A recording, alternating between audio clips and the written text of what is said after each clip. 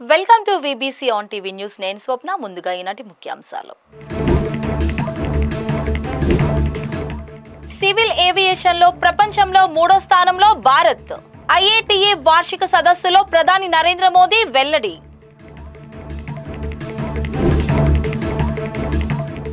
ఆధునిక సాంకేతిక పరిజ్ఞానంతో నేరాలకు చెక్.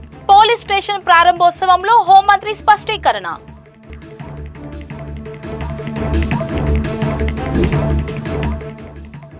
భారత్ పరాగ్వే దేశాధినేతల ద్వైపాక్షిక సమావేశం. ఐరాసాలో ఉమ్మడి అంశాలపై కలిసి పనిచేయాలని నిర్ణయం.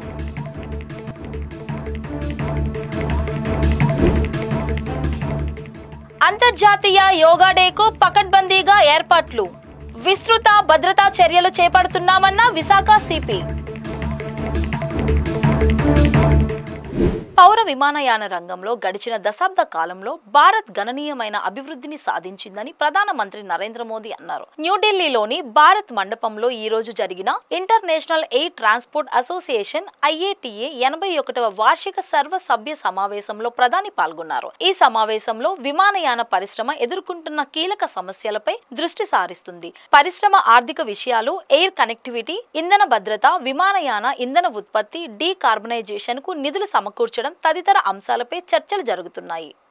సివిల్ ఏవియేషన్ రంగంలో భారత్ ప్రపంచంలోనే 3వ స్థానంలో ఉందని ప్రధాని మోదీ పేర్కొన్నారు. ఇటీవల ఈ రంగంలో చేపట్టిన సంస్కరణలతో కొత్త రూపం తీసుకుందన్నారు. భారత సివిల్ ఏవియేషన్ రంగంలో ఉడాన్ ఒక స్వర్ణ యుగమని పేర్కొన్నారు. విమానయాన రంగానికి భారత్లో మంచి భవిష్యత్తు ఉందని, ఇక్కడ టెక్నాలజీ, డెమోగ్రఫీ, విశాలమైన మార్కెట్ వంటి సదుపాయాలతో పాటు అవసరమైన యువశక్తి కూడా అందుబాటులో ఉందని ప్రధాని వివరించారు. ग्लोबल एविएशन इकोसिस्टम में हम न केवल एक विशाल मार्केट है, बल्कि पॉलिसी लीडरशिप, इनोवेशन और इंक्लूसिव डेवलपमेंट के प्रतीक भी है. आज Bharat global space aviation convergence का एक उभरता हुआ लीडर है.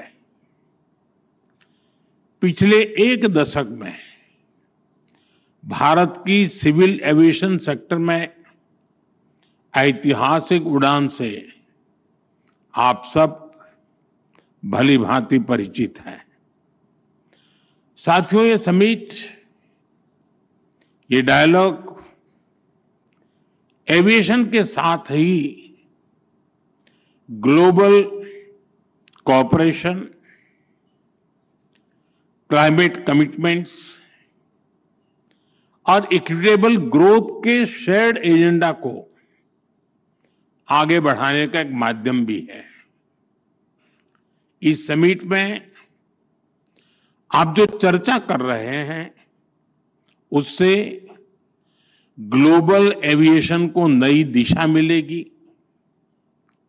मुझे विश्वास है हम इस सेक्टर की इन्फिनिट पॉसिबिलिटीज को टैप कर पाएंगे, उन्हें और बेहतर ढंग से यूटिलाइज कर पाएंगे.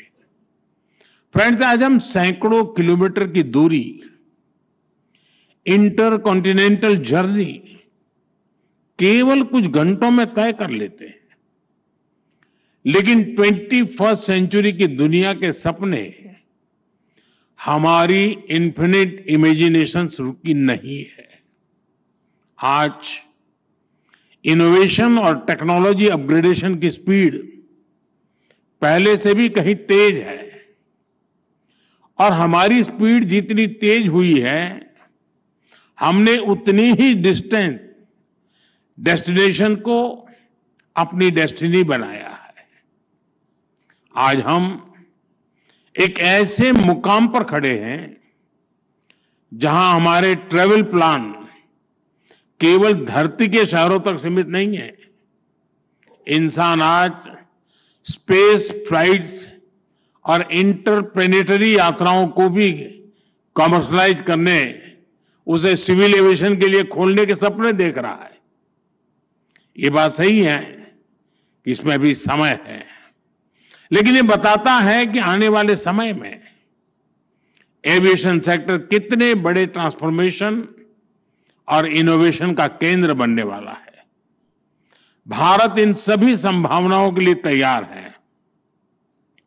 मैं इसका आधार भारत में 3 मजबूत पिलर्स के कारण बता रहा हूं। విజయవాడలో నూతనంగా నిర్మించిన సత్యనారాయణపురం పోలీస్ స్టేషన్ ను హోంమంత్రి అనిత, డీజీపీ హరీష్ కుమార్ గుప్తా ఈ రోజు ప్రారంభించారు. 320 గజాల స్థలంలో 2 కోట్ల రూపాయలతో నిర్మించిన ఈ పోలీస్ స్టేషన్ లో మహిళలు, పిల్లలకు సౌకర్యంగా ఉండేలా ఏర్పాట్లు చేశారు. అలాగే రాష్ట్రంలో జిమ్ ఉన్న మొట్టమొదటి పోలీస్ స్టేషన్ ఇదే కావడం విశేషం. మోడల్ పోలీస్ స్టేషన్ గా సత్యనారాయణపురం పోలీస్ స్టేషన్ కు రికార్డు ఉందని హోంమంత్రి పేర్కొన్నారు. ఇక్కడ కార్పొరేట్ ఆఫీస్ కి వచ్చిన అనుభూతి కలిగిందన్నారు. సత్యనారాయణపురం పోలీస్ స్టేషన్ పరిధిలో 200 సీసీ కెమెరాలు ఏర్పాటు చేశామన్నారు. రౌడీ షీటర్ల కదలికలపై దృష్టి పెట్టి వారి ముఖాలు గుర్తించేలా ఏర్పాటు చేశామన్నారు. సిపి రాజశేఖర్ బాబు ఆధ్వర్యంలో సాంకేతిక పరిజ్ఞానంతో నేరస్తులను అరెస్టు చేస్తున్నారని తెలిపారు. ఎలాంటి నేరం జరిగినా నేడు వెంటనే నిందితులను కనిపెట్టేందుకు సదుపాయం ఉందని హోంమంత్రి తెలిపారు. నేను ఈ వర్డ్ మా డీజీపీ గారు, సిపి గారు ముందు చెప్పాలి, అంటే చెప్పాలో కూడా నాకు తెలియదు. కానీ చట్టాన్ని కంట్రోల్ చేయాల్సింది పోలీసులు. చట్టాన్ని పోలీసులు చేతిలోకి తీసుకోవడం ఏంటి? ఇష్యూ ఏంటంటే ఒకటండి, నాకు అర్థం కానిది ఏంటంటే తప్పు చేసినోడికి కులం ఏంటి, మతం ఏంటి, అదొక్కటి చెప్పండి. అది వాళ్ళు గాంజా బ్యాచ్. నిన్న కూడా మా వాళ్ళు డిపార్ట్మెంట్ అంతా కూడా ప్రెస్ నోట్ కూడా రిలీజ్ చేశారు డీజీపీ గారు. అసలు వాళ్ళ మీద ఎన్ని రౌడీ షీట్స్ ఉన్నాయి. అసలు తెనాల్లోని నాకే కాదండి, మీకు కూడా ఒక సోషల్ రెస్పాన్సిబిలిటీ ఉంది, ఒక విలేకరులుగా మీకు కూడా. ఒక్కసారి తెనాల్లో వాళ్ళ తాలూకా నేచర్ ఏంటి, వాళ్ళ తాలూకా బ్యాక్గ్రౌండ్ ఏంటి అన్నది ఒకసారి చెక్ చేయండి. యాక్చువల్గా ఒక గాంజా బ్యాచ్ పోలీస్ డిపార్ట్మెంట్ మీద చేసుకునేటప్పుడు అంటే ఫర్దర్గా ఒకసారి దానికి కూడా వీళ్ళు రాజకీయ రంగు పులిమేసి దానికి కులాన్ని అంటగట్టి మతాన్ని అంటగడతా ఉంటే ఇంకా పోలీస్ డిపార్ట్మెంట్ ఎలా వర్క్ చేసుకోవాలి? ఒకసారి ఆలోచించాలి. ఇదే పోలీస్ యాక్షన్ తీసుకోలేదు అంటారు, ఏదైనా ఒక స్టెప్ ఫార్వర్డ్ వేస్తే ఈ రకంగా మాట్లాడతారు. అంటే నేనేమంటానంటే కొంత పని మా డిపార్ట్మెంట్ చేసుకునివ్వాలి. అలాగని ఇప్పుడు అమాయకులను ఎవరిని కూడా మేము పడితే, ఇప్పుడు నేను ఒకటే మాట్లాడుతున్నానండి, ఇదే ఇప్పుడు ఎక్స్-సీఎం ఇప్పుడు ఈయన జగన్మోహన్ రెడ్డి ఏదేదో మాట్లాడుతున్నారు, ట్వీట్లో ఏదో పడుతున్నారు, రేపు కూడా వస్తారు అంటున్నారు. నేను డైరెక్ట్ క్వశ్చన్ అండి, డాక్టర్ సుధాకర్ అనే వ్యక్తి మాస్క్ అడిగిన పాపానికి నడి రోడ్డు మీద రెక్కలు విడిచి చొక్కా ఇప్పి కొట్టిన సందర్భం మర్చిపోయారా? మరి ఆ రోజు ఎందుకు మాట్లాడలేదు జగన్మోహన్ రెడ్డి? ఆ రోజైతే భావ స్వేచ్ఛా ప్రకటన, ఆ రోజైతే అదే చంద్రబాబు నాయుడు గారు అమరావతి చూడటానికి వెళ్తే బస్సు మీద రాళ్ళు ఇసురుతూ ఉంటే ఆ రోజు ఎందుకు రాళ్ళు ఇసిరారంటే భావ స్వేచ్ఛా ప్రకటన అని మాట్లాడారు.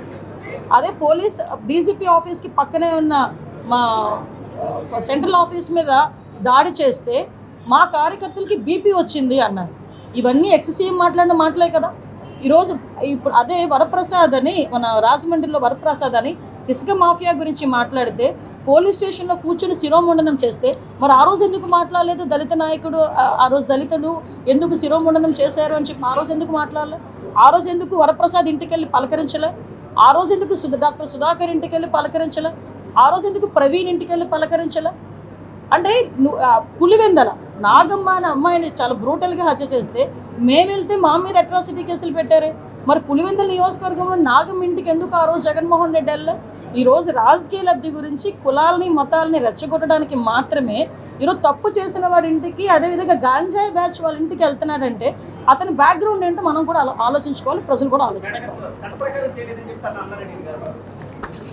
చట్ట ప్రకారం ఏం చేయాలన్నా పోలీసులకే చెల్లుతుంది.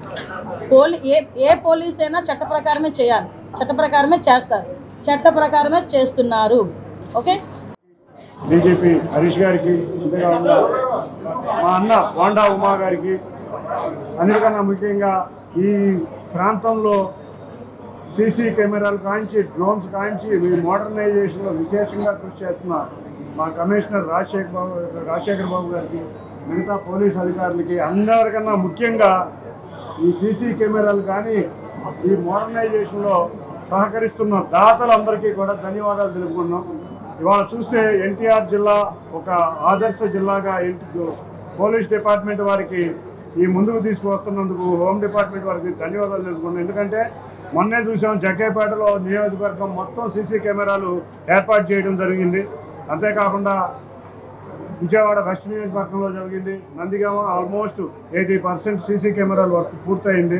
దీనికి ఎంతోమంది దాతలు సహకరించారు. ఇదే విధంగా ఆంధ్రప్రదేశ్ రాష్ట్రం మొత్తం రాష్ట్ర ప్రభుత్వం మీదే ఆధారపడకుండా తమ సొంత డబ్బులు ఇచ్చి ముందుకు రావాలని దాతలందరినీ కోరుకుంటున్నాం. త్వరలో మా హోంమంత్రి గారి ఆధ్వర్యంలో ఆంధ్రప్రదేశ్ మొత్తం మీద ప్రతి పోలీస్ స్టేషన్ మోడర్నైజేషన్గా చూద్దామని మా అందరి ఆశ. తప్పకుండా ఈ 2-3 సంవత్సరాల్లో ఆశ నెరవేరబోతుంది. 14-19లో ఆనాటి ముఖ్యమంత్రి చంద్రబాబు నాయుడు గారు రాష్ట్రం మొత్తం కూడా మంచి పోలీస్ స్టేషన్స్ నిర్మించాలి, పోలీసు వ్యవస్థని ఆధునీకరించాలి, వాళ్ళకి అన్ని ఫెసిలిటీస్ పెట్టి తద్వారా ప్రజలకి అకౌంటబిలిటీ అలాగే లేటెస్ట్ టెక్నాలజీతో వాళ్ళకి బెస్ట్ సర్వీసెస్ అందించాలని ఆ రోజు ఆలోచన చేసిన దాంట్లో నేను సెంట్రల్ నియోజకవర్గ ఎమ్మెల్యేగా ఆ రోజు 2 పోలీస్ స్టేషన్లు, 5 టౌన్ సత్యనాపురం పోలీస్ స్టేషన్, ఇది నున్న పోలీస్ స్టేషను సింగనగర్లో పోలీస్ స్టేషన్కి 2 కూడా అప్రూవల్ తీసుకోవడం జరిగింది. ఆ రోజు శంకుస్థాపన 2018లో శంకుస్థాపన చేసాం. తర్వాత వచ్చిన ప్రభుత్వాల నిర్లక్ష్యం వల్ల ఈ బిల్డింగు కంప్లీట్ కాలేదు. ఇవాళ మళ్ళా గౌరవ ముఖ్యమంత్రి చంద్రబాబు నాయుడు గారు మళ్ళీ ముఖ్యమంత్రి అయినాక అన్ని రకాలుగా అత్యాధునికమైన టెక్నాలజీని అనుసంధానం చేస్తూ ఈరోజు సిపి గారు రాజశేఖర్ బాబు గారు కానీ, అలాగే హోమ్ మినిస్టరు అనిత్ గారు కానీ, అలాగే పార్లమెంట్ సభ్యులు చిన్ని గారు, డీజీపీ గుప్తా గారు, వీళ్ళందరూ దీని మీద ప్రత్యేకమైనటువంటి దృష్టి పెట్టబట్టి ఆంధ్రప్రదేశ్లోనే మొట్టమొదట అత్యాధునిక వసతులతో అన్ని ఫెసిలిటీస్ ఒక ఐటీ కంపెనీకి ఏ విధంగా వెళ్తే ఎలా ఉంటుందో, ఎవరైనా కంప్లైంట్ చేయడానికి వచ్చినప్పుడు కానీ, కంప్లైంట్లు తీసుకునే విధానంలో కానీ జవాబుదారుతనంగా ఇక్కడ అన్ని వ్యవస్థలు, ల్యాప్టాప్లు పెట్టారు, రెస్ట్ రూములు పెట్టారు, ఉమెన్ రెస్ట్ రూములు పెట్టారు, మేల్ రెస్ట్ రూములు, dining rooms, gym, yoga room, అలాగే ఏసీపీ గారికి కానీ, సిపి గారికి కానీ, ఎస్ఐ గారికి కానీ అందరికి కూడా సపరేట్ రూములు పెట్టి అత్యాధునికంగా పూర్తిగా సీసీటీవీ కెమెరాల మానిటరింగ్లో, డ్రోన్ కెమెరాల మానిటరింగ్లో ఇంత ఫెసిలిటీస్తో ఆంధ్రప్రదేశ్లో ఏ పోలీస్ స్టేషన్ ఉండదో నాకు తెలిసి. భారత్ పరాగ్వే దేశాలు వివిధ అంశాలతో కలిసి పనిచేయడం పట్ల ఇరు దేశాలు సుముఖత వ్యక్తం చేశాయి. ప్రధానమంత్రి నరేంద్ర మోదీ, పరాగ్వే అధ్యక్షుడు సాంటియాగో పెనా పలాసియోస్ లు ఈ రోజు న్యూఢిల్లీలో ద్వైపాక్షిక సమావేశం నిర్వహించి వాణిజ్యం, రక్షణ, ఆరోగ్యం, వ్యవసాయం అంశాలపై చర్చించారు. ఈ సందర్భంగా ఐక్యరాజ్య సమితితో సహా వివిధ బహుపాక్షిక సంస్థలలో ఇరు దేశాలకు ఆసక్తి కలిగిన విషయాలపై కలిసి పనిచేయాలని నిర్ణయించారు. డిజిటలైజేషన్, ఐసీటీ ప్రజల మధ్య సంబంధాలలో సహకారాన్ని పెంపొందించడానికి 2 దేశాలు కృషి చేస్తున్నాయని విదేశాంగ మంత్రిత్వ శాఖ కార్యదర్శి పి కుమరన్ తెలిపారు.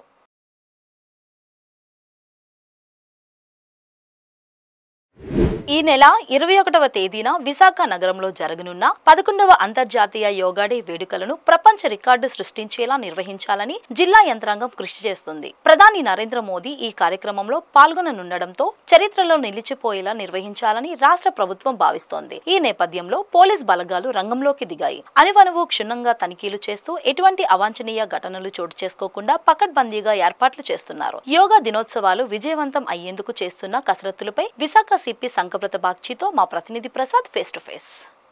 అంతర్జాతీయ యోగా దినోత్సవం సందర్భంగా విశాఖ వేదికగా జరగనున్న ఈ యోగా దినోత్సవంలో దేశ ప్రధాని నరేంద్ర మోదీ విశాఖ రానున్న నేపథ్యంలో శాంతి భద్రతలకు సంబంధించి ఎటువంటి చర్యలు తీసుకోబోతున్నారు, ప్రజలు ఏ విధంగా ఆ ప్రాంతానికి రావాలి, మరి ఇక ట్రాఫిక్ సంబంధించి కూడా ఎటువంటి చర్యలు తీసుకోబోతున్నారో మరిన్ని వివరాలు తెలుసుకునే ప్రయత్నం చేద్దాం. మనతో పాటు నగర పోలీస్ కమిషనర్ సంకప్రత బాగ్జీ గారు ఉన్నారు. మరిన్ని వివరాలు అడిగి తెలుసుకునే ప్రయత్నం చేద్దాం. సార్ నమస్తే. ఏదైతే ప్రధాని నరేంద్ర మోదీ పర్యటన నేపథ్యంలో ఏ విధంగా శాంతి భద్రతకు సంబంధించి చర్యలు చేపట్టారు? ప్రధాని విజిట్ సందర్భంగా అన్ని విధంగా సెక్యూరిటీ ప్రికాషన్స్ తీసుకుంటున్నాం. బ్లూ బుక్ ఉంటుంది, ఆ బ్లూ బుక్లో ఉన్న ప్రతి ఇన్స్ట్రక్షన్ మేము ఖచ్చితంగా పాటించాల్సి వస్తుంది. పబ్లిక్ చాలామంది ఆ రోజు వస్తారండి, మ్యాట్ మీద కూర్చొని యోగా చేస్తారండి. సో పబ్లిక్కి కూడా ఎటువంటి ఇబ్బంది జరగనీయకుండా చూస్తాము. సో ప్రైమ్ మినిస్టర్ గారితో పాటు మన chief minister sir, deputy chief minister sir, ఇంకా చాలామంది డిగ్నిటరీస్, సెలబ్రిటీస్ కూడా రావచ్చు. సో ఎవరికి ఎటువంటి ఇబ్బంది కలగకుండా ఘనంగా అంతర్జాతీయ యోగా మా దినోత్సవ జరపడానికి మేము సిద్ధంగా ఉన్నాం. ఏదైతే 26 కిలోమీటర్ల మేర అటు బీచ్ రోడ్ మొత్తం కూడా సుమారు 5 లక్షల మంది దీంట్లో పాల్గొనే అవకాశం ఉన్న నేపథ్యంలో ఏర్పాట్లు ఏ విధంగా జరుగుతున్నాయి, వాళ్ళకి సంబంధించి పూర్తి స్థాయిలో భద్రతా పరంగా ఎటువంటి చర్యలు చేపట్టారు? ఇప్పుడు పబ్లిక్ని తీసుకురావడానికి బస్సులు కానీ ఆటోలు కానీ ఏర్పాటు చేయడం అది డిస్ట్రిక్ట్ అడ్మినిస్ట్రేషన్ చేస్తారండి. మేము పార్కింగ్ ప్లేస్లో బందోబస్తు పెడతాము, పార్కింగ్ ప్లేసెస్ కూడా గుర్తిస్తాము. తర్వాత పార్కింగ్ ప్లేస్ నుండి ఎక్కడ యోగా ప్లేస్ ఆ ప్లేస్ వరకు దింపడానికి కూడా ఏర్పాటు చేయడము. తర్వాత రిటర్న్ వెళ్ళడానికి కూడా ఎటువంటి ఇబ్బంది లేకుండా చూడడం. ప్రతి చోట పోలీస్ వాళ్ళు ఉంటారండి, పబ్లిక్కి ఎటువంటి ఇబ్బంది కలగనీయకుండా చూస్తారండి. ప్రధానంగా ట్రాఫిక్ సమస్య తలెత్తిన నేపథ్యంలో ఎటువంటి ముందస్తు చర్యలు చేపట్టబోతున్నారు? ఇప్పుడు ఫైనల్ రూట్ ఇంకా మనం ఫిక్స్ చేయలేదు. ఎక్కడెక్కడ ట్రాఫిక్ డైవర్షన్ చేస్తాము, ఎక్కడెక్కడ మళ్లింపులు జరుగుతాయి, అది కొన్ని రోజుల క్రితం ముందే మేము అందరికీ తెలియజేస్తాం through electronic media, print media and social media. చూస్తున్నాం కదా, ఏదైతే దేశ ప్రధాని నరేంద్ర మోదీ విశాఖ పర్యటన నేపథ్యంలో ప్రధానంగా ఉన్న సమస్యలు ట్రాఫిక్ సంబంధించి పూర్తి స్థాయిలో కట్టడి చేసేందుకు ఇప్పటి నుంచే ప్రణాళికలు చేయబోతున్నాం. మరోవైపు కొత్త టెక్నాలజీని ఉపయోగించి ట్రాఫిక్ సమస్యలను అధిగమించేందుకు పూర్తిగా కృషి చేస్తామని చెప్పేసి కూడా మనతో పాటు నగర పోలీస్ కమిషనర్ సంఘప్రతి బాకీ తెలపడం జరిగింది. కెమెరా పర్సన్ సత్యతో Durgaprasad, BBC on TV, Visakha. గుడివాడలోని ఎన్టీఆర్ స్టేడియంలో యోగాంధ్ర థీమ్ పై యోగా కార్యక్రమాలు ఘనంగా జరిగాయి. ఈ కార్యక్రమంలో జిల్లా collector DK Balaji, SP R Gangadhar Rao, joint collector Geetanjali Sharma, Gudivada MLA Venigandla Ramu తదితర జిల్లా అధికారులు పాల్గొన్నారు. ఈ సందర్భంగా పలువురు విద్యార్థులు, యువత యోగాసనాలు వేశారు. యోగా శిక్షకులు పాల్గొని వివిధ రకాల ఆసనాలు, ముద్రలు, ప్రాణాయామం వంటి వాటిలో శిక్షణ ఇచ్చారు. యోగాసనాలతో శారీరక, మానసిక ఆరోగ్యం లభిస్తుందని, అలాగే వివిధ వ్యాధులు సోకకుండా శరీరానికి ఇమ్యూనిటీ పెరుగుతుందని యోగాచార్యులు, శిక్షకులు తెలిపారు. ప్రతిరోజు క్రమం తప్పకుండా యోగాసనాలు వేయాలని, యోగాను జీవితంలో ఒక భాగంగా చేసుకోవాలని సూచించారు. ఎన్టీఆర్ జిల్లా జాయింట్ కలెక్టర్ గా ఇలక్కయ్య ఈ రోజు బాధ్యతలు స్వీకరించారు. అధికారులు ఆమెకు స్వాగతం పలికారు. ఈ సందర్భంగా ఎన్టీఆర్ జిల్లాలో పనిచేయడం చాలా సంతోషంగా ఉందని, జిల్లా సమగ్రాభివృద్ధికి అధికారులతో కలిసి కృషి చేస్తానని ఆమె అన్నారు. జీరో పోవర్టీతో పాటు స్వర్ణాంధ్ర ఎట్ 2047 లక్ష్యాలకు అనుగుణంగా, ప్రభుత్వ ప్రాధాన్యతలకు అనుగుణంగా ప్రజలకు సేవలు అందించనున్నట్టు పేర్కొన్నారు. సంక్షేమ, అభివృద్ధి కార్యక్రమాల అమల్లో జిల్లాను ముందు వరుసలో నిలిపేందుకు కృషి చేస్తానని చెప్పారు. గతంలో రాజమహేంద్రవరం సబ్ కలెక్టర్ గా, కాకినాడ జిల్లా జాయింట్ కలెక్టర్ గా పనిచేసినట్లు ఆమె తెలిపారు. బాధ్యతలు స్వీకరించిన అనంతరం ఇలక్కయ్య కలెక్టర్ డాక్టర్ జి లక్ష్మీసను మర్యాదపూర్వకంగా కలిశారు. ఈ వార్తలు ఇంతటితో సమాప్తం. మరిన్ని విశేషాలతో మళ్ళీ కలుద్దాం.